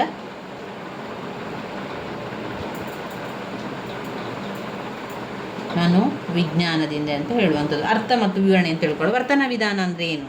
ವರ್ತನಾ ವಿಧಾನ ಅಂದರೆ ವರ್ತನಾ ಸಿದ್ಧಾಂತ ಅಂತ ಹೇಳಿದರೆ ವೈಜ್ಞಾನಿಕ ಸಿದ್ಧಾಂತ, ಮನಸ್ಸಿಗೆ ಸಂಬಂಧಪಟ್ಟಂಥದ್ದು. ವರ್ತನೆಯೆಲ್ಲ ಮಾಡುವಂಥದ್ದು. ಈಗ ಒಬ್ಬ ವರ್ತನೆ ಮಾಡ್ತಾನೆ, ಅವನು ಯಾವ ರೀತಿ ಕೆಟ್ಟದಾಗಿ ವರ್ತಿಸ್ತಾ ಇದ್ದಾನೆ ಅಂತ ಹೇಳುವಂಥದ್ದು, ಅಥವಾ ಅವನು ಒಳ್ಳೆಯ ರೀತಿಯ ನಡತೆ ಇದೆ, ಇದೆಲ್ಲ ಕೂಡ ಅವನ ಮನಸ್ಸಿನ ಒಳಗಿರುವಂಥದ್ದು. ಮನೋವೈಜ್ಞಾನಿಕ ವಿಚಾರ ಆಗಿದೆ ಇದು. ಮನೋವೈಜ್ಞಾನಿಕ ಸಿದ್ಧಾಂತಗಳನ್ನು ವರ್ತನಾ ಸಿದ್ಧಾಂತ ಅಂತ ಕರೆಯುವಂಥದ್ದು. ಮಾನವನ ಪ್ರಚೋದನೆಗಳು, ಆಕಾಂಕ್ಷೆ ಚಟುವಟಿಕೆಗಳು, ಭಾವನೆಗಳು, ರಾಜಕೀಯ ವಿಚಾರಗಳು, ಘಟನೆಗಳು, ಇದೆಲ್ಲ ಕೂಡ ಅದರ ಮೇಲೆ ಪ್ರಭಾವವನ್ನು ಬೀರ್ತಾನೆ ಹೋಗ್ತದೆ. ಇಡೀ ಜನಸಮೂಹವನ್ನು ಅಧ್ಯಯನಕ್ಕೆ ಒಳಪಡಿಸಿ ಮಾನವನ ಪ್ರೇರಣೆಗಳು, ನಂಬಿಕೆಗಳು, ಮನೋಭಾವನೆಗಳು, ಹೀಗೆ ರಾಜಕೀಯ ಘಟನೆಗಳ ಮೇಲೆ ಮತ್ತು ಸರಕಾರದ ಧೋರಣೆಗಳ ಮೇಲೆ ಪ್ರಭಾವ ಬೀರುತ್ತದೆ. ವಿಶ್ಲೇಷಣೆ ಮಾಡುವುದೇ ವರ್ತನಾ ದೃಷ್ಟಿಕೋನದ ಉದ್ದೇಶವಾಗಿದೆ. ವರ್ತನೆ ದೃಷ್ಟಿಕೋನ.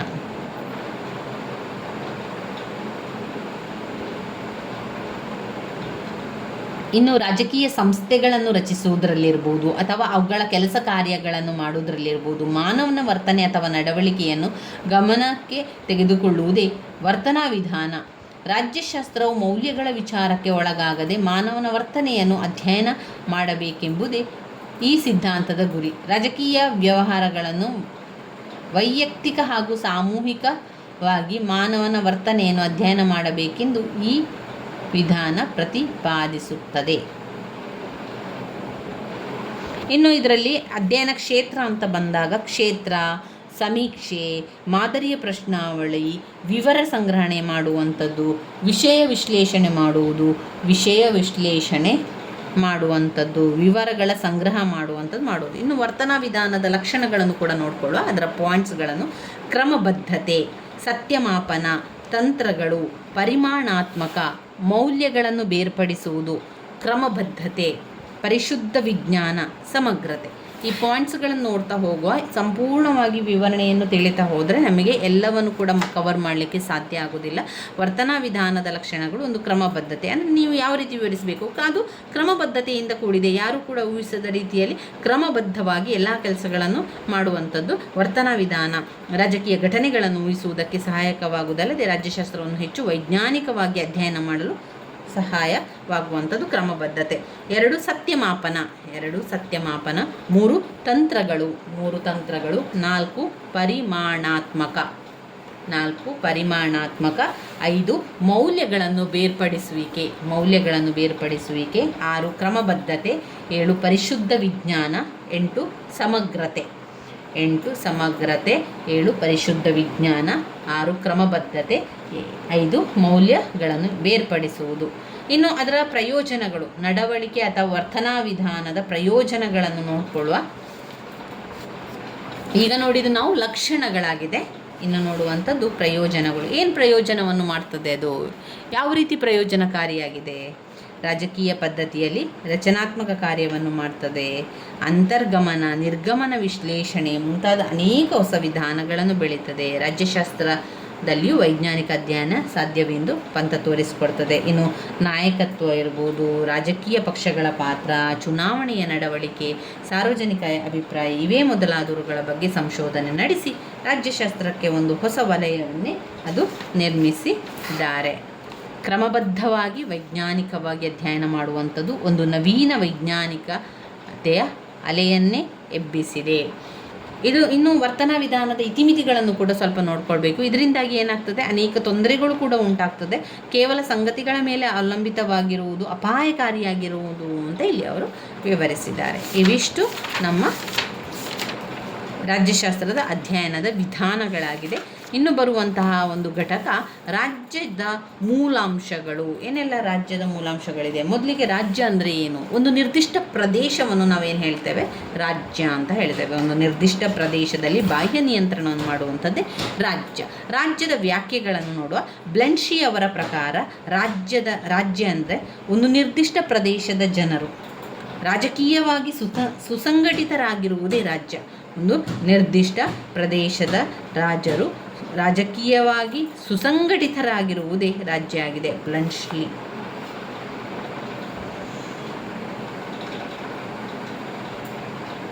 ರಾಜ್ಯವನ್ನು ವ್ಯಾಖ್ಯಾನಿಸಲಿಕ್ಕೆ ನಿಮಗೆ ತುಂಬಾ ಸುಲಭ ಅಂತ ಅನಿಸಿದ ವ್ಯಾಖ್ಯೆಗಳನ್ನೇ ಆಯ್ಕೆ ಮಾಡ್ಕೊಳ್ಳಿ. ಇಲ್ಲಿ ತುಂಬಾ ಕೊಟ್ಟಿದ್ದಾರೆ. ಬ್ಲೆನ್ಶಿ ಅವರ ಪ್ರಕಾರ ಒಂದು ನಿರ್ದಿಷ್ಟ ಪ್ರದೇಶದ ಜನರು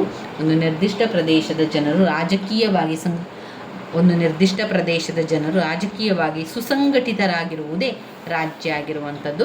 ಇನ್ನು ಹಾಲೆಂಡ್ ಅವರ ಪ್ರಕಾರ ಬಹುಮತವಿರುವ ಜನರು ನಿರ್ದಿಷ್ಟ ಪ್ರದೇಶದಲ್ಲಿ ಉಳಿದ ವಿರೋಧಿ ಜನರ ಅಥವಾ ವರ್ಗದವರ ಮೇಲೆ ಅಳಲು ಸಂಘಟಿತವಾದ ಸಮುದಾಯವೇ ರಾಜ್ಯ.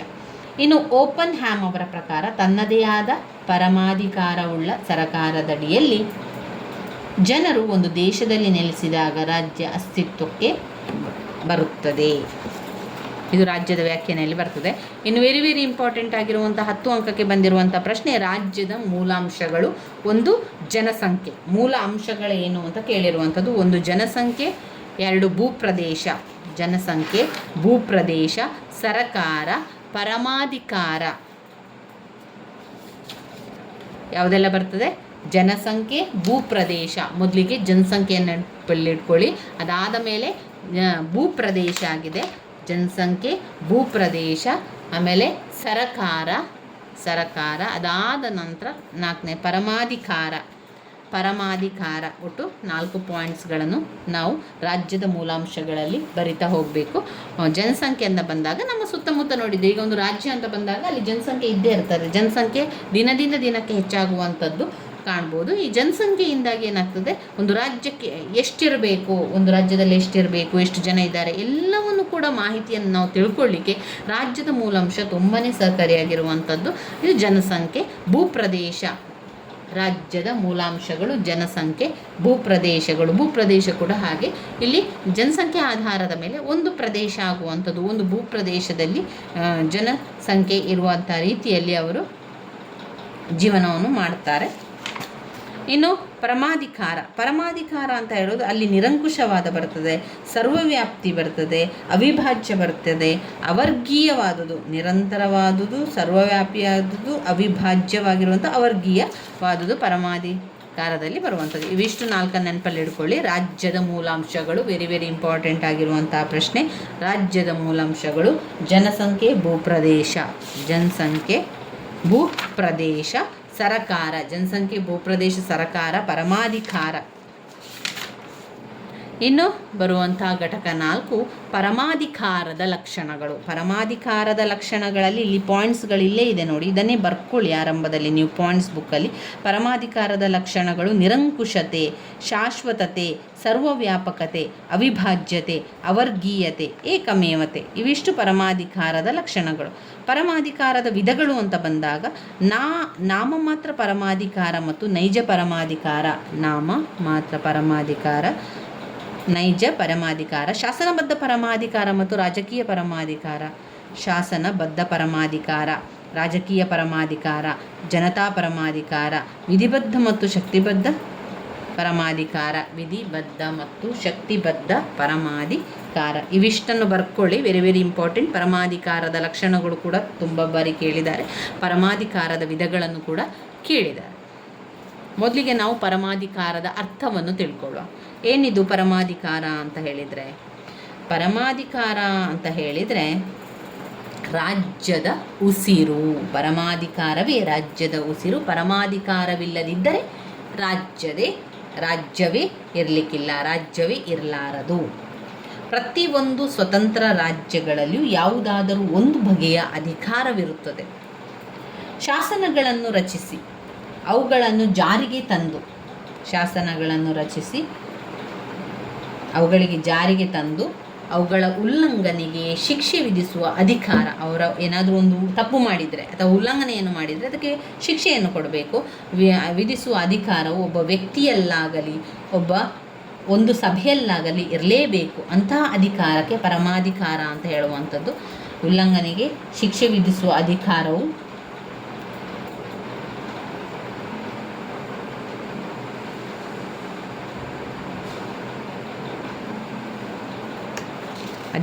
ಪರಮಾಧಿಕಾರ ಅಂತ ಹೇಳುವಂಥದ್ದು. ಇನ್ನು ವ್ಯಾಖ್ಯೆಗಳನ್ನು ನೋಡುವ. ಪರಮಾಧಿಕಾರದ ವ್ಯಾಖ್ಯೆಗಳಲ್ಲಿ ಬೋರ್ಡಿನವರ ಪ್ರಕಾರ ಕಾನೂನಿನ ನಿರ್ಬಂಧಗಳಿಲ್ಲದ ಪೌರರ ಮತ್ತು ಪ್ರಜೆಗಳ ಮೇಲೆ ರಾಜ್ಯವು ಹೊಂದಿರುವ ಸರ್ವೋಚ್ಚ ಅಧಿಕಾರವೇ ಪರಮಾಧಿಕಾರ. ಪರಮಾಧಿಕಾರ ಎಂದರೇನು? ಬೋರ್ಡಿನವರ ಪ್ರಕಾರ ಪರಮಾಧಿಕಾರದ ವ್ಯಾಖ್ಯೆಗಳು ಕಾನೂನಿನ ನಿರ್ಬಂಧಗಳಿಲ್ಲದ ಪೌರರ ಮತ್ತು ಪ್ರಜೆಗಳ ಮೇಲೆ ರಾಜ್ಯವು ಹೊಂದಿರುವ ಸರ್ವೋಚ್ಚ ಅಧಿಕಾರವೇ ಪರಮಾಧಿಕಾರ. ಇನ್ನು ಇದರಲ್ಲಿ ನೀವು ನೋಡುವುದಾದರೆ ಬರ್ಗಿಸ್ ಅವರ ಪರಮಾಧಿಕಾರ ಸಮಸ್ತ ಸಂಘ ಸಂಸ್ಥೆಗಳ ಮೇಲೆ ಮತ್ತು ಪ್ರತಿಯೊಬ್ಬ ಪೌರನ ಮೇಲೆ ಮೂಲ, ನಿರಂಕುಶ, ಅಮಿತ ಅಧಿಕಾರ ಎಂದು ವಿವರಿಸಿದ್ದಾರೆ. ವಿಲ್ಲೋಬಿ ಅವರ ಪ್ರಕಾರ ಪರಮಾಧಿಕಾರದ ರಾಜ್ಯದ ಸರ್ವೋಚ್ಚ ಇಚ್ಛೆ. ಪರಮಾಧಿಕಾರತ್ವ ರಾಜ್ಯದ ಸರ್ವೋಚ್ಚ ಇಚ್ಛೆ. ಪರಮಾಧಿಕಾರ ರಾಜ್ಯದ ಸರ್ವೋಚ್ಚ ಇಚ್ಛೆಯಾಗಿದೆ. ಇನ್ನು ಪರಮಾಧಿಕಾರದ ಲಕ್ಷಣಗಳನ್ನು ತಿಳ್ಕೊಂಡ್ರೆ, ಈಗಾಗಲೇ ನಾವು ಪಾಯಿಂಟ್ಸ್ ಬುಕ್ಕಲ್ಲಿ ಅದನ್ನು ಬರ್ಕೊಂಡಿದ್ದೇವೆ. ಬರ್ಕೊಳ್ಳಿಲ್ಲ ಅಂತಾದರೆ ಪಾಯಿಂಟ್ಸ್ ಬುಕ್ಕಲ್ಲಿ ಬರ್ಕೊಳ್ಳಿ ನೀವು. ವೆರಿ ವೆರಿ ಇಂಪಾರ್ಟೆಂಟ್ ಆಗಿರುವಂಥದ್ದು ಪರಮಾಧಿಕಾರದ ಲಕ್ಷಣಗಳು. ಪರಮಾಧಿಕಾರದ ಲಕ್ಷಣಗಳಲ್ಲಿ 1 ನಿರಂಕುಶತೆ, 2 ಸರ್ವವ್ಯಾಪಕತೆ, 3 ಶಾಶ್ವತತೆ, 4 ಅವಿಭಾಜ್ಯತೆ, 5 ಅವರ್ಗೀಯತೆ, 6 ಏಕಮೇವತೆ. ಶಾಶ್ವತತೆ, ಅವಿಭಾಜ್ಯತೆ, ಸರ್ವವ್ಯಾಪಕತೆ, ನಿರಂಕುಶತೆ. ಇದು ಪರಮಾಧಿಕಾರದ ಲಕ್ಷಣಗಳಲ್ಲಿ ಬರ್ತದೆ. ಏನಿದು ನಿರಂಕುಶತೆ ಅಂದರೆ? ರಾಜ್ಯದ ಪರಮಾಧಿಕಾರವು ನಿರಂಕುಶವಾದುದು ಮತ್ತು ಅದು ಅಮಿತವಾದುದು. ನಿರಂಕುಶತೆ ಎಂದರೆ ರಾಜ್ಯದ ಒಳಗಾಗಲಿ ರಾಜ್ಯದ ಹೊರಗಾಗಲಿ ಪರಮಾಧಿಕಾರಕ್ಕಿಂತ ಮಿಗಿಲಾದ ಶಾಸನಾಧಿಕಾರವಿಲ್ಲ. ಆಂತರಿಕವಾಗಿ ರಾಜ್ಯದ ಸಮಸ್ತ ವ್ಯಕ್ತಿಗಳ ಹಾಗೂ ಸಂಘ ಸಂಸ್ಥೆಗಳ ಮೇಲೆ ತನ್ನ ಸರ್ವೋಚ್ಚ ಅಧಿಕಾರವನ್ನು ಬಳಸುತ್ತೆ. ತನಗೆ ಸರಿ ತೋರಿರುವಂಥ ಕಾನೂನುಗಳನ್ನು ರಾಜ್ಯವು ರಚಿಸಬಹುದಾಗಿದೆ. ಆಂತರಿಕವಾಗಿ ಅದರ ಅಧಿಕಾರಕ್ಕೆ ಯಾವ ಶಾಸನೀಯ ಮಿತಿಗಳೂ ಇಲ್ಲ. ಅದನ್ನು ಮಿತಗೊಳಿಸಬಲ್ಲ ವ್ಯಕ್ತಿಯಾಗಲಿ ಸಮುದಾಯ ಆಗಲಿ ರಾಜ್ಯದೊಳಗೆ ಯಾರೂ ಇರುವುದಿಲ್ಲ. ಇದು ನಿರಂಕುಶತೆಗೆ ಬರ್ತದೆ. ಮತ್ತು ಎರಡನೇ ಪಾಯಿಂಟ್ ಸರ್ವವ್ಯಾಪಕತೆ. ಪರಮಾಧಿಕಾರ ಸರ್ವವ್ಯಾಪಕತೆ ಅಂತ ಹೇಳಿದರೆ ಎಲ್ಲ ಕಡೆಗೆ ಪಸರಿಸಿಕೊಂಡಿರುವಂಥದ್ದು. ಇದರ ಅಧಿಕಾರ ಸಾರ್ವತ್ರಿಕವಾಗಿ ಅನ್ವಯ ಆಗ್ತದೆ. ಅಂದರೆ ರಾಜ್ಯದ ಪರಮಾಧಿಕಾರವು ರಾಜ್ಯವು ಭೌಗೋಳಿಕ ಮಿತಿಯಲ್ಲಿರುವ ಪ್ರತಿಯೊಬ್ಬ ವ್ಯಕ್ತಿಗೂ ಮತ್ತು ಪ್ರತಿಯೊಂದು ಸಂಘ ಸಂಸ್ಥೆಗೂ ಅನ್ವಯವಾಗ್ತದೆ. ಇನ್ನು ಮೂರನೇ ಪಾಯಿಂಟ್ ಶಾಶ್ವತತೆ. ಪರಮಾಧಿಕಾರವು ಶಾಶ್ವತವಾಗಿರ್ತದೆ. ಯಾವುದೇ ಅಸ್ತಿತ್ವದಲ್ಲಿರುವವರೆಗೂ ಪರಮಾಧಿಕಾರವು ಇರ್ತದೆ. ಅಂದರೆ ರಾಜ್ಯವು ತನ್ನ ಸ್ವತಂತ್ರವನ್ನು ಕಾಯ್ದುಕೊಂಡಿರುವವರೆಗೂ ಪರಮಾಧಿಕಾರ ಅಸ್ತಿತ್ವದಲ್ಲಿರ್ತದೆ. ರಾಜ್ಯದಲ್ಲಿ ಸರ್ಕಾರ ಬದಲಾವಣೆಯಾದರೂ ಪರಮಾಧಿಕಾರ ಸದಾ ಮುಂದುವರಿಯುತ್ತದೆ. ಒಂದು ಸರ್ಕಾರ ಪದಚ್ಯುತಗೊಂಡಾಗ ಅಥವಾ ಆಳುವ ದೊರೆ ನಿಧಾನವಾದಾಗ ಅದು ಪರಮಾಧಿಕಾರದ ಕೊನೆ ಎಂದು ತಿಳಿಯಬಾರದು. ಅವಿಭಾಜ್ಯತೆ. ವಿಭಾಗಿಸಲು ಸಾಧ್ಯವಿಲ್ಲದ್ದು ಅವಿಭಾಜ್ಯತೆ. ರಾಜ್ಯದ ಪರಮಾಧಿಕಾರವು ಅವಿಭಾಜ್ಯವಾದುದು. ಯಾವುದೇ ರೀತಿಯಲ್ಲಾಗಲಿ ವಿಭಾಗಿಸಲು ಸಾಧ್ಯವಿಲ್ಲ. ಪರಮಾಧಿಕಾರವು ಅವಿಚ್ಛಿನ್ನವಾದುದು, ಅಖಂಡವಾದುದು. ಗೆಟ್ಟೆಲ್ ರವರ ಪ್ರಕಾರ ಅವಿಭಾಜ್ಯ ಪರಮಾಧಿಕಾರವಿಲ್ಲದ ಯಾವ ರಾಜ್ಯವು ಅಸ್ತಿತ್ವದಲ್ಲಿರಲು ಸಾಧ್ಯವಿಲ್ಲ. ಇನ್ನು ಐದನೇ ಪಾಯಿಂಟ್ ಅವರ್ಗೀಯತೆ. ರಾಜ್ಯದ ಪರಮಾಧಿಕಾರವು ಪರಭಾರೆ ಮಾಡಲಾರದಂಥ ವಿಶಿಷ್ಟ ಗುಣ. ರಾಜ್ಯದ ಪರಮಾಧಿಕಾರವು ಬೇರ್ಪಡಿಸಲು ಸಾಧ್ಯವಿಲ್ಲ. ಯಾವ ರೀತಿ ವ್ಯಕ್ತಿಯು ಜೀವನಾತ್ಮಕ ತೊರೆದು ಜೀವಂತವಾಗಿರಲು ಸಾಧ್ಯವಿಲ್ಲವೋ ಅದೇ ರೀತಿ ಪರಮಾಧಿಕಾರವನ್ನು ಪರಭಾರೆ ಮಾಡಿ ರಾಜ್ಯವು ಅಸ್ತಿತ್ವದಲ್ಲಿರುವುದು ಸಾಧ್ಯವಿಲ್ಲ. ಆರನೇ ಪಾಯಿಂಟ್ ಏಕಮೇವತೆ. ಪರಮಾಧಿಕಾರವು ರಾಜ್ಯಕ್ಕೆ ಮಾತ್ರ ಮೀಸಲು. ಬೇಕಾದ ವ್ಯಕ್ತಿಯಾಗಲಿ ಸಂಘ ಸಂಸ್ಥೆಯಾಗಲಿ ಅದನ್ನು ಹೊಂದಿರಲೇಬಾರದು. ಪರಮಾಧಿಕಾರವನ್ನು ಹೊಂದಿರುವ ಏಕೈಕ ಸಮಸ್ಯೆ ಎಂದರೆ ರಾಜ್ಯದ ಪರಮಾಧಿಕಾರದಲ್ಲಿ ಯಾವ ಸಂಸ್ಥೆಗೂ ಯಾವ ವ್ಯಕ್ತಿಗೂ ಪಾಲುದಾರಿಕೆ ಇಲ್ಲ. ರಾಜ್ಯದಲ್ಲಿರುವ ಎಲ್ಲ ವ್ಯಕ್ತಿಗಳಿಂದಲೂ ಮತ್ತು ಎಲ್ಲ ಸಂಘ ಸಂಸ್ಥೆಗಳಿಂದಲೂ ಕಾನೂನುಬದ್ಧವಾಗಿ ವಿಧೇಯತೆಯನ್ನು ಪಡೆಯುವ ಏಕಮೇವ ಸಮಸ್ಯೆ ಎಂದರೆ ರಾಜ್ಯವೇ ಆಗಿದೆ. ಆದ್ದರಿಂದ ಪರಮಾಧಿಕಾರವು ರಾಜ್ಯದ ಸ್ವಾಮ್ಯತೆಯಾಗಿದೆ. ಇನ್ನು ಬರುವಂಥದ್ದು ಪರಮಾಧಿಕಾರದ ವಿಧಗಳು. ಪರಮಾಧಿಕಾರದ ವಿಧಗಳಲ್ಲಿ ಒಂದು ನಾಮಮಾತ್ರ ಪರಮಾಧಿಕಾರ ಮತ್ತು ನೈಜ ಪರಮಾಧಿಕಾರ. ಇದು ಹೆಸರೇ ಹೇಳ್ತದೆ ನೋಡಿ, ಹೆಸರಿಗೆ ಮಾತ್ರ ಪರಮಾಧಿಕಾರ, ಉಳಿದದನ್ನೆಲ್ಲ ಉಳಿದವರು ಮಾಡುವಂಥದ್ದು. ನಾಮಮಾತ್ರ ಪರಮಾಧಿಕಾರ ಮತ್ತು ನೈಜ ಪರಮಾಧಿಕಾರ. ಎರಡು ಶಾಸನಬದ್ಧ ಪರಮಾಧಿಕಾರ ಮತ್ತು ರಾಜಕೀಯ ಪರಮಾಧಿಕಾರ. ಶಾಸನಬದ್ಧ ಪರಮಾಧಿಕಾರ ಮತ್ತು ರಾಜಕೀಯ ಪರಮಾಧಿಕಾರ. 3 ಜನತಾ ಪರಮಾಧಿಕಾರ. 4 ವಿಧಿಬದ್ಧ ಮತ್ತು ಶಕ್ತಿಬದ್ಧ ಪರಮಾಧಿಕಾರ. ಜನತಾ ಪರಮಾಧಿಕಾರ, ವಿವಿಧ ಮತ್ತು ಶಕ್ತಿಬದ್ಧ ಪರಮಾಧಿಕಾರ.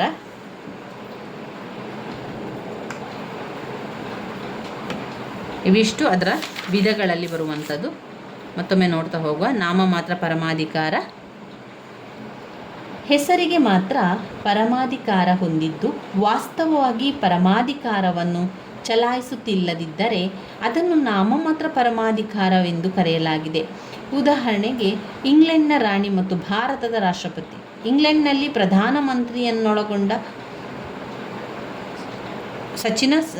ಸಚಿವ ಸಂಪುಟ ರಾಜ್ಯ ಪ್ರಭುತ್ವದ ಹೆಸರಿನಲ್ಲಿ ಪರಮಾಧಿಕಾರವನ್ನು ಚಲಾಯಿಸುತ್ತದೆ. ಭಾರತದಲ್ಲಿಯೂ ಮಂತ್ರಿಮಂಡಲ ರಾಷ್ಟ್ರಪತಿ ಹೆಸರಿನಲ್ಲಿ ಪರಮಾಧಿಕಾರವನ್ನು ಚಲಾಯಿಸುತ್ತದೆ. ಹೀಗೆ ರಾಜ ಅಥವಾ ರಾಷ್ಟ್ರಾಧ್ಯಕ್ಷರು ನಾಮಮಾತ್ರ ಪರಮಾಧಿಕಾರಿಯಾಗಿದ್ದರೆ ಪ್ರಧಾನಮಂತ್ರಿ ನೈಜ ಪರಮಾಧಿಕಾರ ಪಡೆದಿರುತ್ತಾನೆ. ಎರಡನೇ ಪಾಯಿಂಟ್ ಶಾಸನಬದ್ಧ ಪರಮಾಧಿಕಾರ ಮತ್ತು ರಾಜಕೀಯ ಪರಮಾಧಿಕಾರ. ರಾಜ್ಯದ ಪರಮಾಧಿಕಾರವನ್ನು ಶಾಸನಬದ್ಧ ಅಥವಾ ಕಾನೂನುಬದ್ಧ ಪರಮಾಧಿಕಾರ ಮತ್ತು ರಾಜಕೀಯ ಪರಮಾಧಿಕಾರ ಎಂಬ 2 ದೃಷ್ಟಿಕೋನಗಳಿಂದ ಕೂಡಬಹುದು. ರಾಜ್ಯದ ಅಂತಿಮ ಆಜ್ಞೆಗಳನ್ನು ಕಾನೂನು ರೂಪದಲ್ಲಿ ಹೊರಡಿಸುವ ಅಧಿಕಾರ ಪಡೆದಿರುವ ವ್ಯಕ್ತಿ ಅಥವಾ ವ್ಯಕ್ತಿಗಳ ಸಭೆಯನ್ನು ಶಾಸನಬದ್ಧ ಪರಮಾಧಿಕಾರ ಎಂದು ಕರೆಯಲಾಗಿದೆ. ಇನ್ನು ಇದರಲ್ಲಿ ಜನತಾ ಪರಮಾಧಿಕಾರ. ಜನತೆಯೇ ಅಂತಿಮವಾದ ಪರಮಾಧಿಕಾರವನ್ನು ಹೊಂದುವಂಥದ್ದು. ಸಾಮಾನ್ಯವಾಗಿ ರಾಜಕೀಯ ಪರಮಾಧಿಕಾರ, ಜನತಾ ಪರಮಾಧಿಕಾರ ಇವೆರಡರನ್ನು ಏಕರೀತಿಯಲ್ಲಿ ಬಳಸ್ತದೆ. ಆದರೆ ಇಲ್ಲಿ ಲೇಖಕರು ಏನು ಹೇಳ್ತಾರೆ, ಕೇವಲ ಜನತೆಯಿಂದ ಮಾಡುವಂಥ ಪರಮಾಧಿಕಾರ, ಜನತೆಯ ಸಾರ್ವಭೌಮ ಅಧಿಕಾರವೇ ಜನತಾ ಪರಮಾಧಿಕಾರ ಎಂದು ಸಿಸಿರೋ ಅವರು ಹೇಳಿದ್ದಾರೆ. ರಾಜ್ಯದ ಆಡಳಿತ ಹೇಗಿರಬೇಕು, ಯಾರು ನಿರ್ಧರಿಸಬೇಕು, ಜನ ನಿರ್ಧರಿಸುವುದರಿಂದ ಜನತೆಯೇ ಅಂತಿಮವಾದ ಪರಮಾಧಿಕಾರ ಹೊಂದಿದ್ದಾರೆ. ಇನ್ನು ವಿಧಿಬದ್ಧ ಮತ್ತು ಶಕ್ತಿಬದ್ಧ ಪರಮಾಧಿಕಾರ. ಇದು ಕೂಡ ವಿಧಿಬದ್ಧವಾಗಿ ಶಕ್ತಿಬದ್ಧವಾಗಿ ಮಾಡುವಂಥ ಪರಮಾಧಿಕಾರಿಯಾಗಿದೆ. ಇಲ್ಲಿ ಅಧಿಕಾರವನ್ನು ಚಲಾಯಿಸುತ್ತಾನೆ, ಅವನನ್ನೇ ಶಕ್ತಿಬದ್ಧ ಪರಮಾಧಿಕಾರ ಅಂತ ಎನ್ನುವುದು. ಅಂದರೆ ಅಧಿಕಾರವನ್ನು ಚಲಾಯಿಸುವ ಸಾಮರ್ಥ್ಯ ಪಡೆದಿರುವವರನ್ನು ಶಕ್ತಿಬದ್ಧ ಪರಮಾಧಿಕಾರವೆಂದು ಸಂವಿಧಾನದ ಪ್ರಕಾರ ಅಧಿಕಾರವನ್ನು ಚಲಾಯಿಸುವ ಹಕ್ಕನ್ನು ಪಡೆದಿರುವವನನ್ನು ವಿಧಿಬದ್ಧ ಪರಮಾಧಿಕಾರ ಎಂದು ಕರೆಯಲಾಗುವಂಥದ್ದು.